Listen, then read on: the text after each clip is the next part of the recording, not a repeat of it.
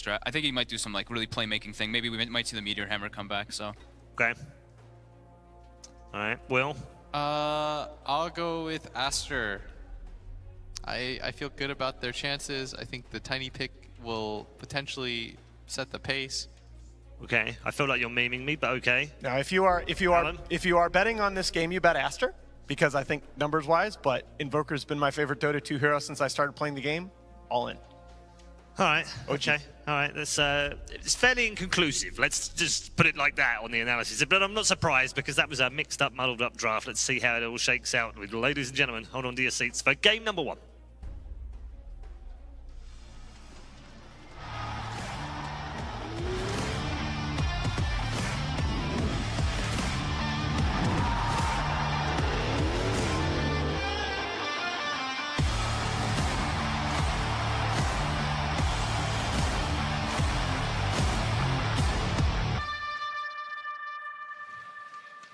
ESL 1 Katowice, we get to kick off with OG versus ASTER, our first game in the main arena.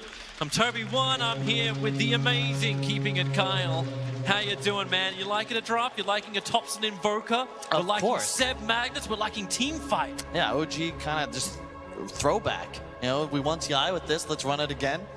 Sounds good, but at the same time, you look towards the other side. ASTER coming through, there's a lot of huge name players here. Mushi, their stand-in as well.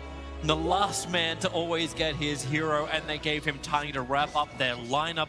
But it looks like they've got a lot of burst, a lot of control, a lot of flexibility as well in their timings. I was really surprised by OG's decision to first ban Razor. Aster's the only team. They have last picked their mid-player's hero every single game, and they used a targeted ban on that in the opening phase to give away Baboka's Shaman. 3 of the 4 games they won yesterday, he was on this hero. The only game he did not play, it was banned, and he looks real tier 1 on this in comparison to some of the other stuff he's played. Oh, they're going to keep walking up. The smoke's already broken. Tough, the huge decay, and it's Jirax who cops so much early damage. Fenrir needs one more hit to kill him, and he will not be able to do so, so running to the north, it's No Tail. Retreating from Aster, so even though OG's smoke broke as Aster stay on the hillside, they still willingly ran into that. And now Aster will smoke themselves. They're going to find No Tail. As if he comes close enough. Is that initiation you wanted? I think that was what you're kind of running, right? Like you're looking for the Tiny's influence in the game? Well, they don't have the weird thing. The reason the smoke is weird is they actually have no disables. Baboka went Ether Shock, so what's the play here? Just zone out the runes? Could be the easier thing. That way, I don't believe that they're going to know that ward is placed just because Fenrir is still smoked. However, it's pinged. Okay. They figured it out. They're smart people. They'll know about this. So let's actually look at some of the other stuff. So we started, like the Magnus is really nice. The Topson Invoker. There was a lot of different options we were discussing. Maybe OD would have been a really nice grab for them as well against the Morphling. How is Topson's Invoker meant to function in this game with the early boss he's built? Like, I have no idea. Is he meant to be an influencer? Like, I don't think that's possible to analyze. Like, we've seen him do everything from, I've watched him play just the standard Quaswex. I've watched him play Quaswex with Meteor Hammer.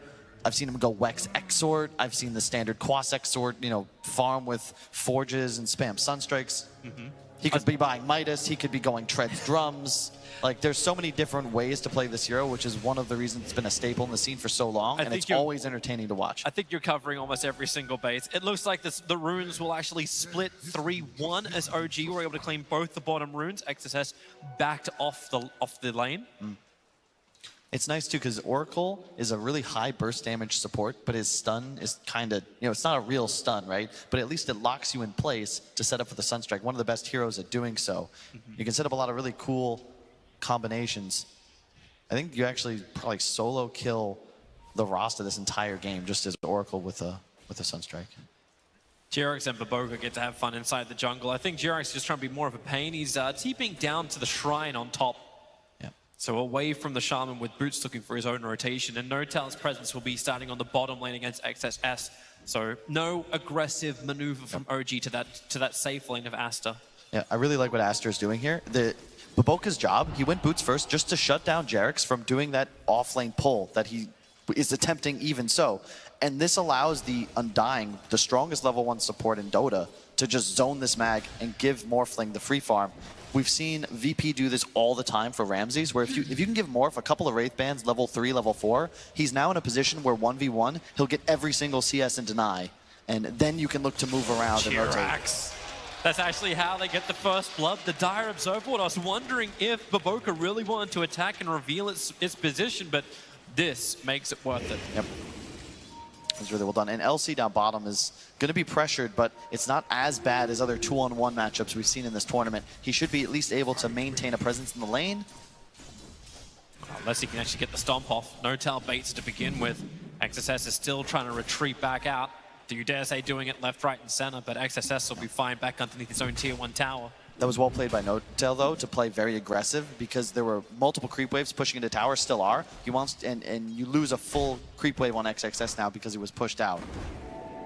It's good from XXS as well, though, because you want this lane to push so that you can actually pressure with the creep wave and get that farm and XP.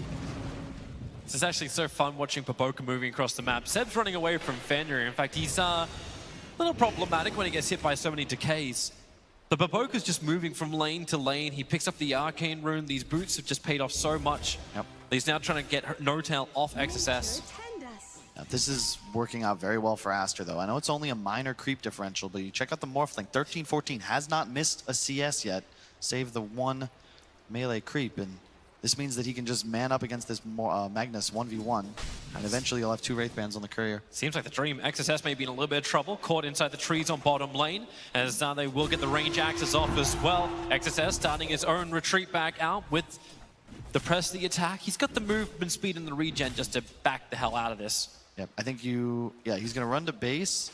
I would have preferred to see him TP back and run, but this is really well done by Baboka, as you said, because he's pulling this creep wave away. Yeah, you missed 2 CS, but it covers the Legion Commander's long trek back to base, which is a huge time waster this early in the game. Seems so difficult for No-Tail to stop him too. Yeah. Is he actually going to take this mid? It looks like it. Like, one way to buff up Mushi, No, but he's going to take it all the way in front of the tier 3. It's going to be there just in time to meet the creep wave. This is what we call the scenic route. I thought you were going to go with Pied Piper. Pied Piper? That just makes this rat Dota. And LC's going to actually go up in the lane. You can see there's 2 creep waves now, so he'll be able to get full XP off that initial wave. Top, still just total dominance by Sylar. Seb having trouble getting next to anything. And mid as well, probably the matchup we want to look at. The Invoker going 15-2 against the 14-7, where everyone's so equal, as well as Sylar getting a large amount of farm. Like, I've cast Sylar for a very long time, and when you give him momentum like this, Fenrir trouble. Not enough trouble to kill him off. In fact, Fenrir's regen. No, there's another nuke available from Jirax. With the base damage, he gets through too. And Fenrir goes down, 1-1 on the board. But it does feel like you're feeding a beast that is just Sylar himself, not even just the hero Morphling who can be unkillable. Yeah. I do think that the game will favor OG if they can maintain equality, just as the game scales, simply because they have so much damage amplification to give to the ILTW troll.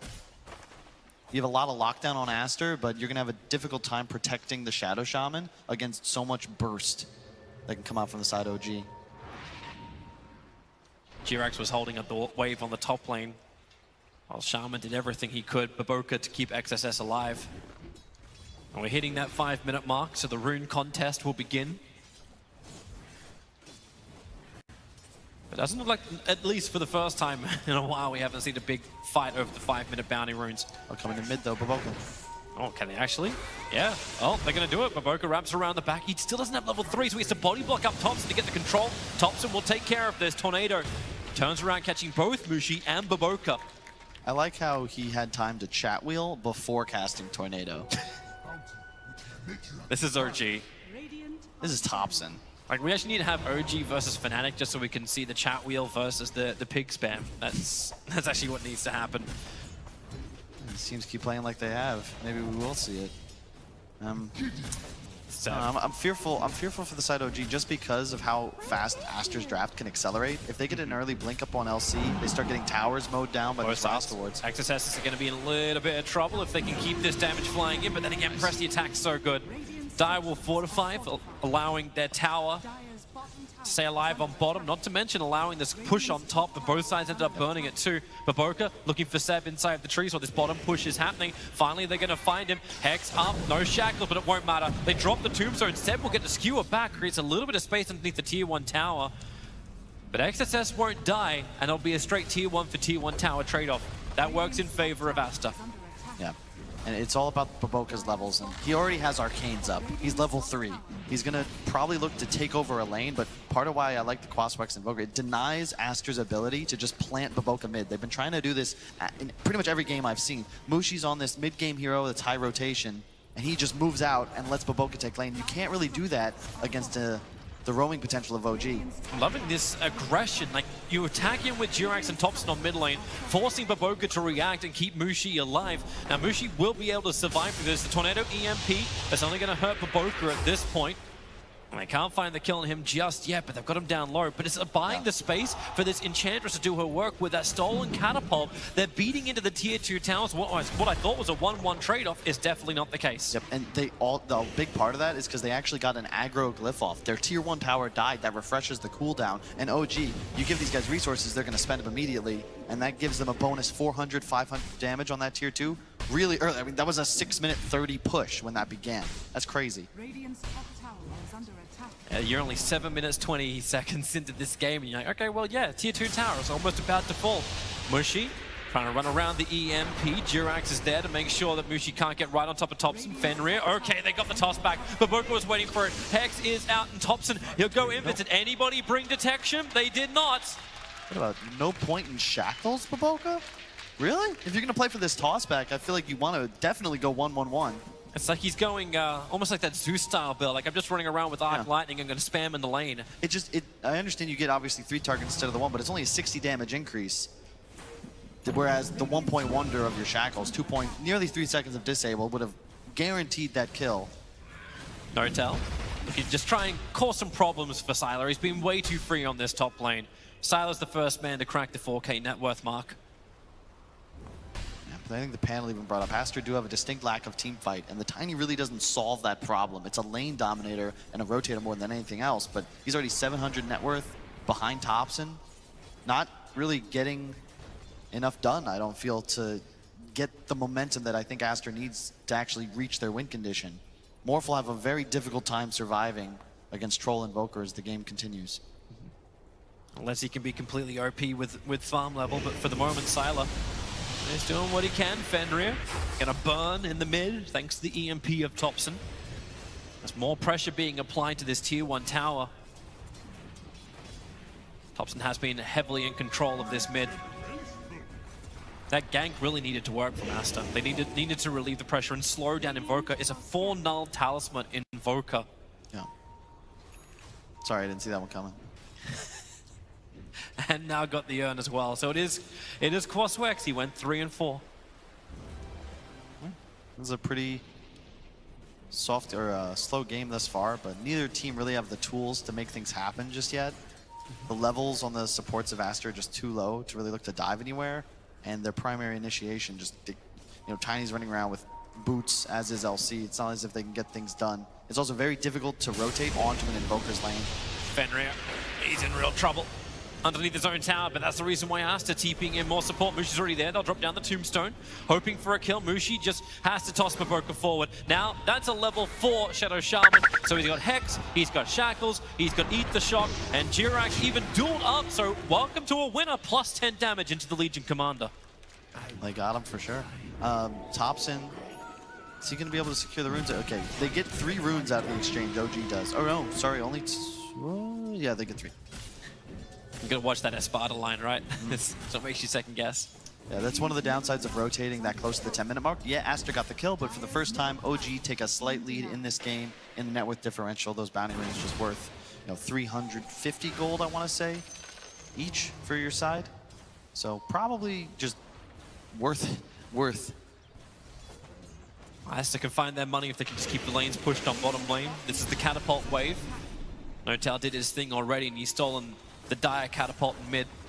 Ooh, gotta be careful on these ancients. Seb got way too low for my liking. had to tank long enough so Troll Warlord could do it, because Troll Warlord doesn't have any live steal. There's no Vlad's pickup.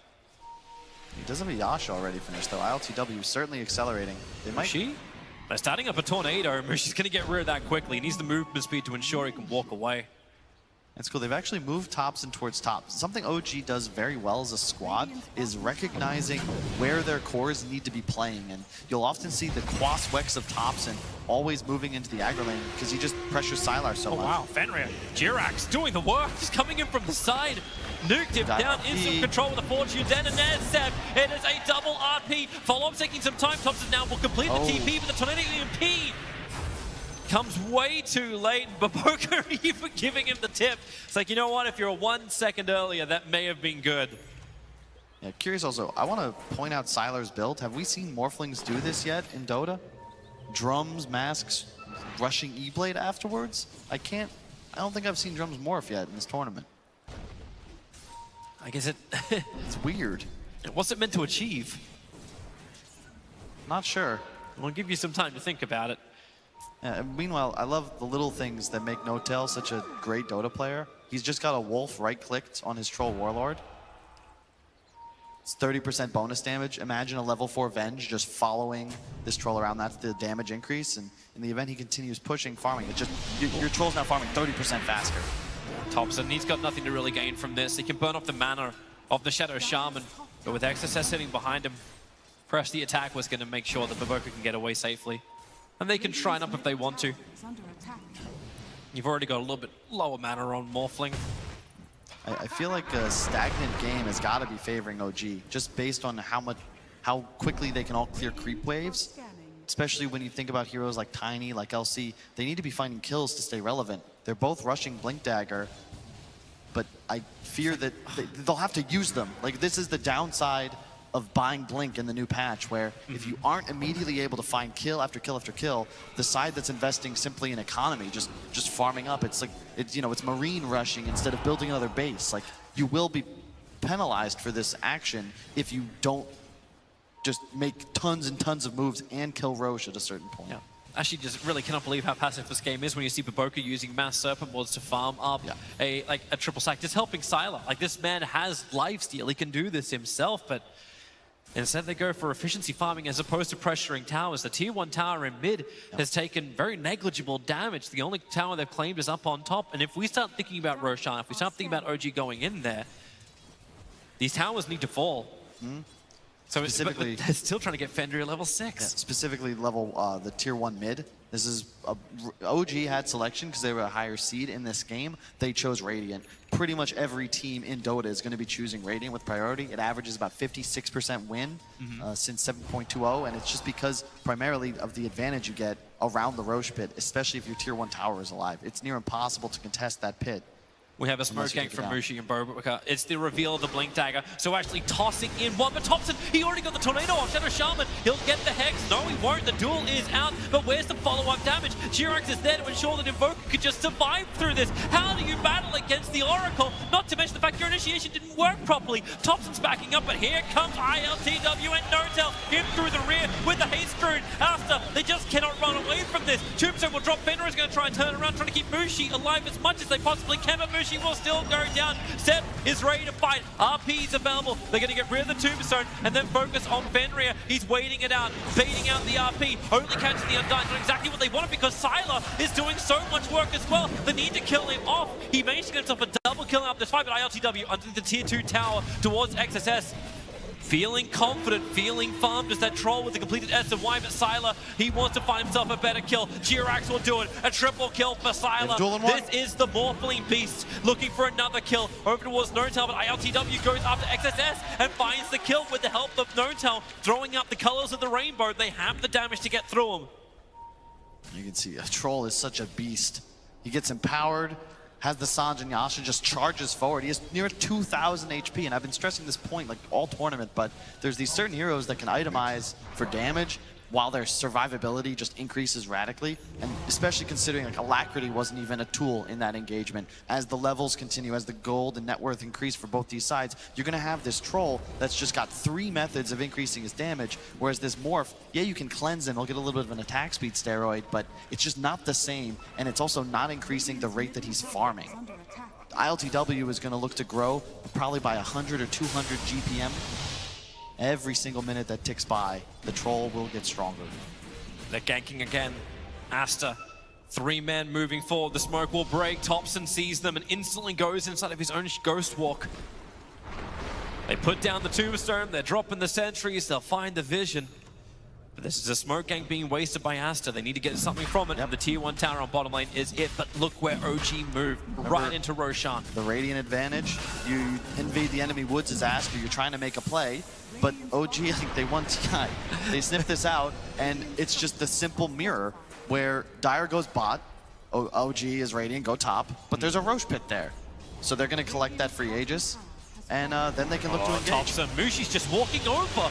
Baboka is nearby, but with a blink skewer, it's a chicken that's moving tiny back. Even with a shockwave, Mushi will get one quick toss off, but they move their targets over towards Baboka. Fenrir has to pop the Undying ulti, but where's the help? Baboka dies in the tree lines. They're getting more Spirit Vessel charges up. Fenrir has no chance to survive too. There's just no support that Aster can use to keep themselves alive and in control. Coming out of the pit, they didn't care. They brought Roshan down to 1/3 of his life. Aster was offering something better. Multiple kills. They don't have the team fight. The Morph, Sylar's still trying to finish his E-Blade, but you know, where's the damage? It's all burst. They don't have any way of dealing sustained DPS. And OG, like they're throwing, as you said. No-Tail says taste the rainbow. Thompson throwing out spell after spell. He's got a Spirit Vessel finished. God. He might just kill, no, he won't kill him, but... Mushi, what does he want to do here? He's going to toss Thompson back in, but Sylar can't fight. He got burned off because the Coil Snap disabled him. He couldn't just waveform away from the EMP burn, and it burns practically everything in the Morphling. Remember, this is why we were thinking OD is the last pick, because when you go for this 10th pick Tiny, he's turned into what feels like a third offlaner or second offlaner, and you have a Blink LC, a Brown Boots Blink Tiny, but they can't kill anybody. They don't actually have any way of killing Thompson and Jerix at the same time. And if you don't take them both out simultaneously, they're going to have easy turnaround. And that's not even counting Seb. He's got a Blink Dagger up himself. He can just wait and counter initiate. All you have to do as OG is combo break, and you're going to win every engagement. They're hunting. Smoke up from OG, wrapping around. Blink in. Exodus as he jumps into the middle of a pressed attack to be able to split this fight up into 2 different parts. But they've already lost Fenrir on the side. Thompson just sold it up in XSS under his own tier 2 tower with a double damage troll. They were definitely ready to find more kills, and they're going to do so. Top lane, Mushi. How many times will he get caught out? Spirit Vessels on him. There's the EMP burn. Down, bone dry on the Tiny. And Thompson will just slowly chip away. Seb will help out by clearing out the tree line. No more fog of war to hide in. And ILTW is already at the tier 2 tower in mid. He's going to get rid of this. And OG just swarming around the map. And I'm not quite sure what Aster's play is to get back into this, because... It's Sylar's E-Blade pop. They have to work with the disable of Bobica, and they have to work with the burst damage that comes in from, like, the dual control. That's it, right? There's not much more to play with. Yeah. Hey, I love the Diffusal pickup on ILTW. He's just going for raw damage output. When you have him power, this item, I believe, is the most cost-efficient DPS item in game. Could be behind Deso, but the Diffusal also allows you that little bit of extra catch, which his team is kind of low on. There's E-Blade pop. A lot of damage combining with the Avalanche, but then again, Blink Seb, he actually got in, dragging back Mushi. Once again, problematic. Mushi can't survive, slowed down way too much. They have so much sustain. They're going to pop you up. There's the Nature's Attendants. Yeah, sure, you can blow out your spell combos on ILTW, but we don't give a damn about your burst. We're just going to heal this guy up. There's your E-Blade pops once again. That's the second time Fate's Edict has got somebody's combo. The Tiny of Mushi was ineffective. Now the E-Blade on cooldown, and ILTW just hit the base, baby. Yep. Took out the tier 3. Opens up the melee racks for attack. XSS, you know he wants to go in, he wants to duel and get something, but it's an Aegis Immortal Troll Warlord is the only one really presenting himself, and Silas doing all the chip damage he can from far until Tiny will finally come up, but with the melee ranks of 400, it's going to be a lot less. ILTW, Alacrity buff him up, sure, why not? Every bit of damage you can get. The melee ranks falls at the 20-minute mark, and Aster have no reply yet. Every Alacrity is 100 attack speed, and you know, as he gets more points in Exort, it'll be more damage, only 10, but you get 40% damage from the Magnum power. God forbid No-Tail finds another Wolf. I know he's been looking for one, just been unable to actually grab one from the jungle. I don't see any spawns of them either, unfortunately, but it's just so much of a steroid. You ever see a bodybuilder? Like, that ain't natural. You put up against somebody that's got to actually just make all those gains in the gym. It's going to be a similar comparison where this troll just pumps out damage. And Sylar's just sitting in the back lines, throwing out E-Blades, praying that Jarek's like falls asleep in front of his keyboard. Yep, that's it, but that's never going to happen. Jarek's way too good a player. And on this Oracle, he's always in the right position. He's got such great range too. He's not even, like, he doesn't even have the plus 50, 150 cast range, but with the Ether Lens? Yeah, and I think the mark of what separates good from great teams, you see this with VP, you see this with Secret a lot. Think about the advantage in this game. OG went from what was a completely even game to a move around Roche, a fight, a couple pickoffs, and what, 4 minutes later, they're 10k ahead with a Rax advantage, and it feels like it's just over. Oh, here comes Aster. They want to try and wrap around the side. They're looking for some kind of opportunity. Observer and Sentry reveals the Legion Commander. E-Blade pop, No-Tail. They have to wait for him to come in to get the kill. They're able to do so. Morphling's up towards the air, but Sylar, he's isolated, and he needs some extra help. Fenrir may be able to achieve this, but it's all about ITLTW right on top of Sylar, able to bring down the Morphling. Buybacks are available. One already used by No-Tail. Seb goes for the solo RP in the backline, dragging back Baboka. So you can say goodbye to the Shaman. How hard can you push this still? Oracle will buy back. OG using this financial advantage they've got. They want to keep the pressure up. But Aster will also use their own money. Morphling back up, Shaman as well, but the Troll Warlord, he still has the Aegis, the Immortal. This thing is lasting forever, but not forever. 1 second, it's now out, the duel is there. Legion Commander trying to keep the control up, and they actually will be able to bring down the Troll Warlord just as the Aegis times out. But can they finish up more? Thompson being pushed back out by Sylar. He's actually done the work as this Morphling. He turned into Seb, became the skewer control. Speaking of which, he's in the backlines killing off Baboka again. ILTW is on his way. He bought back. He's trying to close this out now. He'll be arriving in just a couple moments, and I think you got to get the hell out of here if you're Aster. Does he still have enough support, though? Like, they just lost No-Tail once again. Thompson's still down. How does he always have a double damage rune? Is it the third in this game? It's, yeah. He had the bottle previously to ensure it was there at the perfect team fight moment. But what a great observer was. Just up on the hill. You kind of knew it was going to be there anywhere, but revealing the Legion Commander. And there's the Purge. Oh, Fenrir. I like the decision to buy back as well, just because the only way you're going to be punished in this 7-minute window is if Aster somehow threaten an extra objective, or two, really, because you aren't able to be but you're just going to chill. I think by the time Roche respawns, your cooldown will be back up, and even if it isn't, you can just play conservatively. Just pretty much don't get picked off right as Roche spawns. I think ILTW, even though he's a new guy, probably good enough to ensure that doesn't happen. I'm just interested to see if Sylar can have more of a presence in the fights. Like, I know I'm already asking a lot considering he was the savior of Aster to keep that bottom ranks alive, but he's going for a BKB. Is this actually enough for him to stand in the fights against what appears to be overwhelming physical damage of the Troll? Well, I think it's less about the damage OG does and more about how does Aster do enough damage to win engagements. That's my concern. You need the Dream Initiation onto 3 different targets. Thompson's found his target. Up on top, XSS caught inside the ice wall. He'll try and get himself out with the press the attack. Morphling pushed back by Thompson, who ensures he gets to do everything he wants. Waveform forward, Morphling. Silas having to wait a little bit longer. Steps nearby, they RP. They want this Morphling down to be a huge one if they can claim it. Strength morph as hard as you want. No buyback. But with that death timer so long, 1.5 minutes without the Morphling. And you can see go up. It's fruitless. Why? You can't go for targets unless you're sure Jarek's is dead, controlled, or nowhere nearby. He just immediately pops his ult. There's no chance that you're going to be able to take out Thompson there. And because of the Oracle factor, now that, especially now that he has unlimited regen because he's got the Aether Lens, you don't do any damage. And if you don't finish these kills with your burst damage, they're full health. Here we go again. up to the high ground. The tier 3 tower doesn't stand a chance. Shaman's coming back. Massive wards are still intact at least, but look where Thompson's moving. Right in through the mid lane. He's looking for information around the side to find that initiation, while ILTW does everything he needs to, which is take the racks. Aster do not want to fight while the Morphling is down. In fact, they cannot fight while the Morphling is down.